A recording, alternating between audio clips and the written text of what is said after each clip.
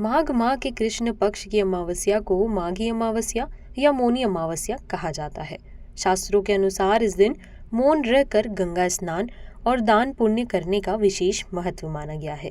उस दिन श्रद्धालु गंगा और अन्य सभी दैविक नदियों में आस्था की डुबकी लगाते हैं।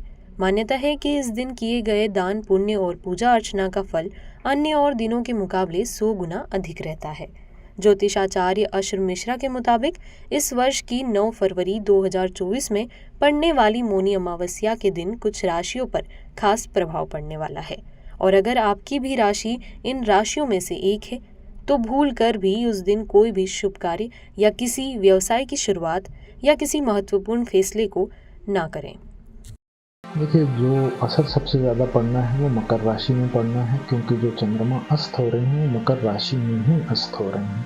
तो मकर राशि वाले जातक ज़्यादा बेहतर यही होगा उन लोगों के लिए कि उस दिन अगर कोई सा महत्वपूर्ण कार्य कर रहे हैं तो उन कार्यों को वो 2 दिनों के लिए स्थगित कर दें, 2 दिन बाद कर लें, उनके लिए श्रेष्ठ और हितकर होगा। और अब बात आती है कि और किन किन राशियों पे आता है। जो मन का स्वामी है अगर वो अस्त है तो इसका सीधा सीधा रूप ये होगा कि हर किसी इंसान पे इसका असर होगा ही होगा, चर हो चाहे वो अचर जीव हो, उन सब पे ही इसका असर होगा। फिर भी जो मकर के बाद अगर कम असर देखा जाए तो वो है मेष राशि, कर्क राशि।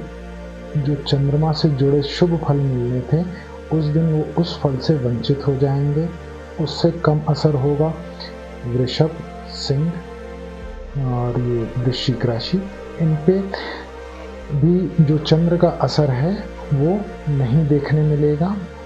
और जो दूसरी राशियां हैं जैसे कुंभ और धनु, इसमें जो आगे पीछे की राशियां हैं इनकी, तो जो आगे पीछे के जो ग्रह बैठे होते हैं जिनसे एक योग बनता है वो उस योग से वंचित हो जाएंगे।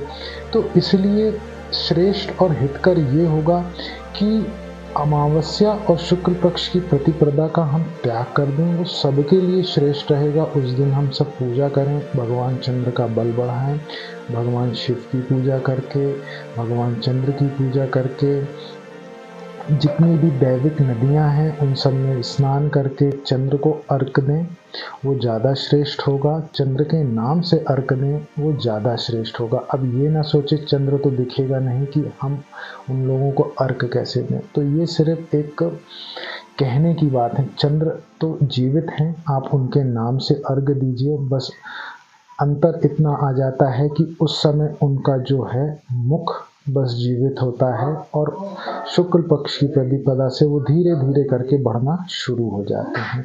इसलिए भगवान चंद्र को अर्घ अवश्य दें।